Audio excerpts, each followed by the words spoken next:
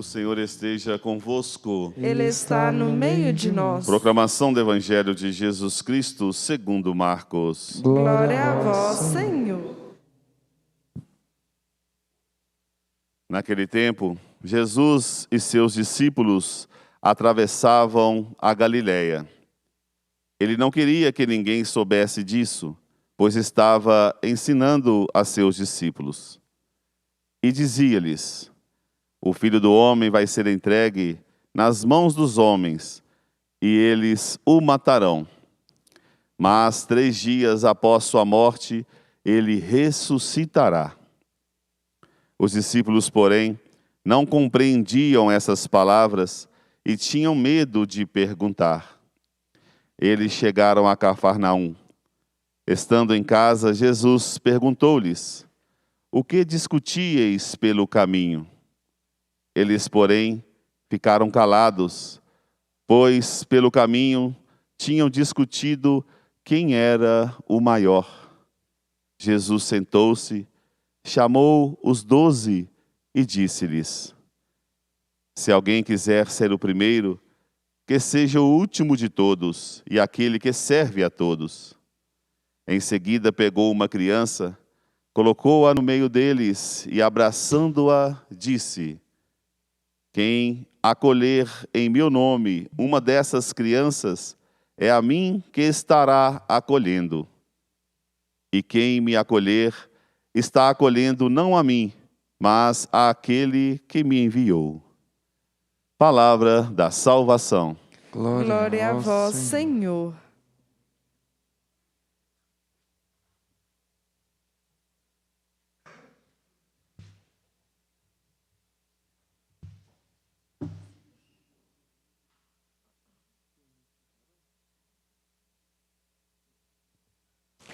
Reverendo Diácono Noraldino, vocês que aqui estão presentes, neste dia tão bonito, que logo às 6 horas da manhã estava completamente aberto, iluminado, sejam muito bem-vindos.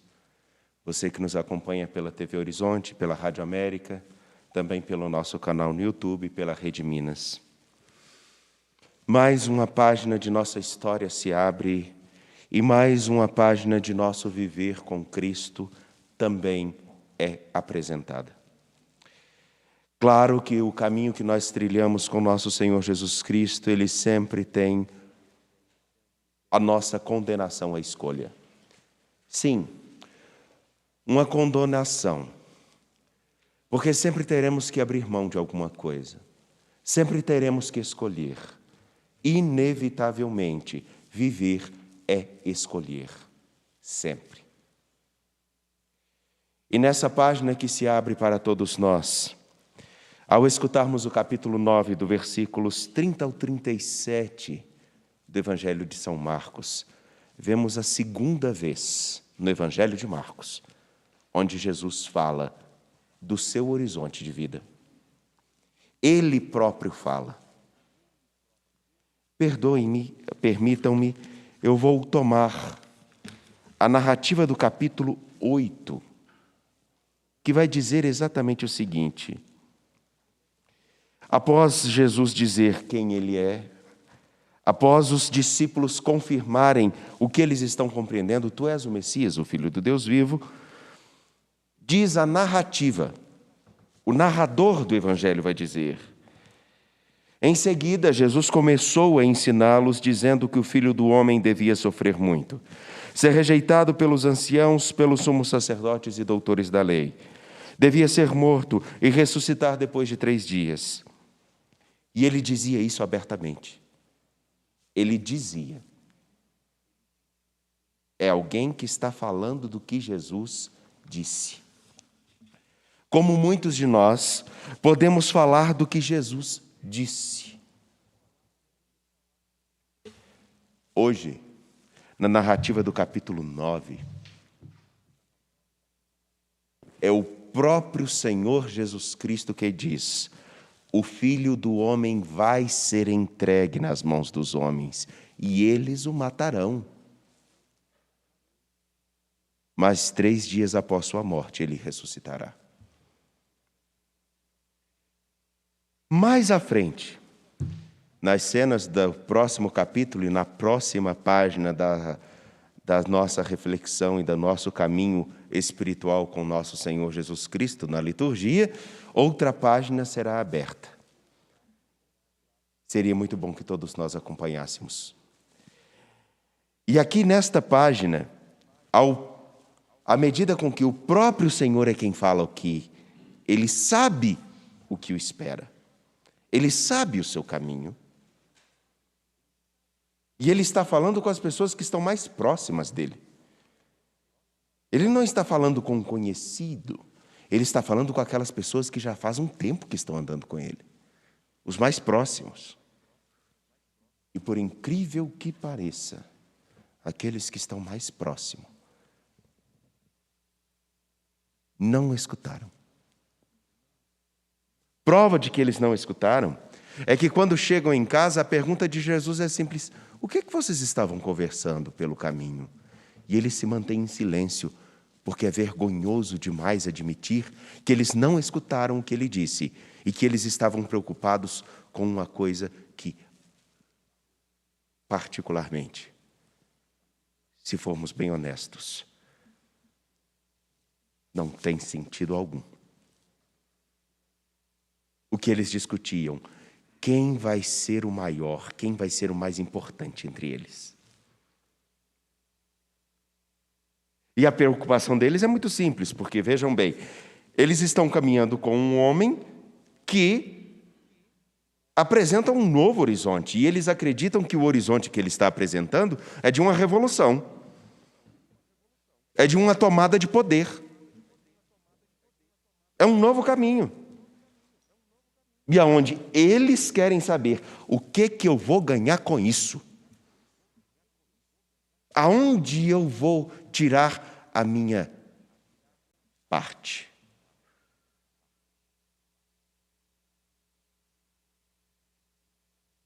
E prova de que eles ainda não entenderam nada.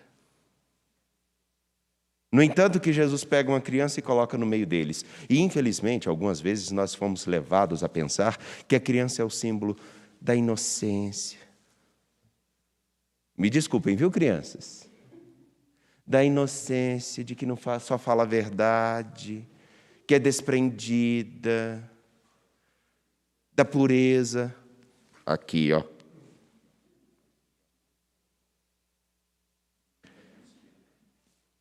Hoje, se a gente não ficar esperto, eles dão um nó na gente. Só que criança não é desprendida. Prova disso é que quando ela vê o brinquedo de uma outra criança, ela quer aquele brinquedo para ela. A gente ensina a criança a dividir as coisas. A gente ensina.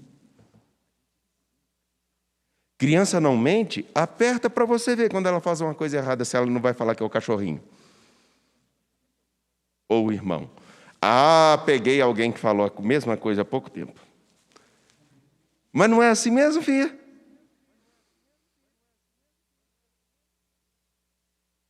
Ah, não, que criança não fala mentira. Olha, ela aprendeu com quem? Ela convive com a gente. A criança aqui não é isso. A criança aqui, lembremos, ela nem contada era como pessoa. Criança não tinha nada a oferecer. E se formos olhar do ponto objetivo, no entanto, que é um argumento que muitos usam para não ter filhos, e eu não estou querendo dizer que todo mundo tem que ter filho por aí desenfreadamente, eu estou querendo dizer, criança é caro.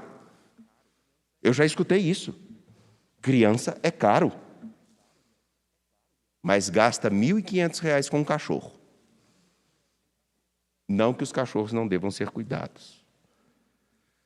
O que eu estou querendo dizer é isso. A criança aqui é o sinal daquele que não tinha nada a oferecer. E quando Jesus pega, o maior de vocês deve ser como essa criança, se reconhecer da seguinte maneira: o que realmente você tem a oferecer aos outros, senão a sua própria vida? Senão aquilo que você significa? Senão aquilo que você é e o que você pode ser? Não é o lugar que você ocupará, mas é o que você será. E assim, abre uma página tão fabulosa, na qual nós precisamos saber exatamente se, como discípulos de Jesus Cristo, sabemos o que pedir, sabemos o que ser, sabemos escutar a Ele. Hoje, abrindo o jornal, lendo um pouco, vejo uma notícia de uma coisa que todos nós já tínhamos ciência. Que por causa de uma ação do Ministério Público foi comprovado que, inclusive, a última auditoria nas contas de todas as empresas de transporte dentro de Belo Horizonte, isso segundo o jornal de grande circulação, dentro da metrópole, não é coisa minha, foi comprovado fraude. E o que leva a isso? O que leva a isso é que todos nós queremos uma fatia maior do que a do outro. Que todos nós, se não ficarmos atentos ao lugar que nós precisamos ocupar na história e na vida, nós somos capazes de fazer coisas como essa. Colocamos qualquer outra coisa no lugar daquele, que nós, inclusive, cantamos, e foi muito bonito, porque eu escutei pessoas cantando aqui, junto com a Bárbara, é o Senhor quem sustenta a minha vida. Mas não nos esqueçamos, meus caros, o Senhor sustenta sim a nossa vida. Então que Ele seja o alicerce de nossa coerência, que Ele seja o alicerce da nossa honestidade, que Ele seja o alicerce da nossa compaixão, que Ele seja o alicerce do nosso modo de viver, que Ele seja o alicerce para que nós, ao contrário de falarmos que o mundo precisa ser assim, que nós assumamos ser aquilo que queremos ver no mundo. E me permitam dizer, Jesus está caminhando com pessoas que ainda não tinham entendido isso. E será que nós, que já estamos, escutando o Evangelho há muito tempo, já entendemos isso? A exemplo de Tiago, que está escrevendo na sua carta, ele vai dizer o seguinte: vocês têm 2 caminhos de sabedoria. Vocês têm 2 caminhos de sabedoria. Vocês, discípulos de nosso Senhor Jesus Cristo, têm 2 caminhos. Aquela que justifica tudo o que vemos de errado, inclusive uma coisa vergonhosa como essa, uma auditoria pública que é fraudada. E tantas outras coisas. Ao longo de toda a história do nosso país, como, por exemplo, só para vocês terem uma ideia, em Porto Seguro, quem já foi lá, vai ver que a Baía de Porto Seguro tem um grande coral, de fora a fora. Logo no início, quando aqui chegaram, requisitaram a coroa portuguesa verba para construir um coral à margem de Porto Seguro, que já existia. O coral já estava lá. Eles queriam construir uma barreira. Alguém ficou com esse dinheiro. Então, a história de antigamente, não desse ou daquele, mas aí que está. A sabedoria do tempo presente, a sabedoria daqueles que se dizem discípulos de Jesus Cristo, ou mesmo usam do Evangelho como motivo para qualquer coisa, é aquela que está por detrás do fingimento, da parcialidade, da falta de misericórdia, da falta de conciliação, dos maus frutos, da corrupção, da violência, do satisfazer-se a qualquer custo. Ou seja, colocar-se no centro de tudo. Essa é uma sabedoria que podemos seguir. E tem muita gente ensinando, inclusive em púlpitos, de todos os tipos de denominação. Ou a sabedoria que vem daqueles que entendem o que é o Evangelho, que é, antes de tudo, pura, pacífica, não geradora de conflitos, não causadora de divisões, modesta, conciliadora, cheia de misericórdia, de bons frutos, sem favorecer a esse ou aquele, ou seja, sem parcialidade, e sem fingimento. Até porque, para conseguirmos algumas coisas, nós precisamos fazer aquele... Os discípulos de nosso Senhor Jesus Cristo, nessas páginas, escutam do próprio Senhor: o meu caminho passa pela minha entrega. E eles estavam preocupados em saber: o que eu vou ganhar nesse caminho? Qual o lugar que nós estamos? Daqueles que o escutam, estão dispostos a caminhar com ele, ou daqueles que ainda, até mesmo com práticas religiosas, estão tentando simplesmente ganhar o que lhes apetece? Creio em Deus Pai Todo-Poderoso, Criador do céu e da terra, e em Jesus Cristo, seu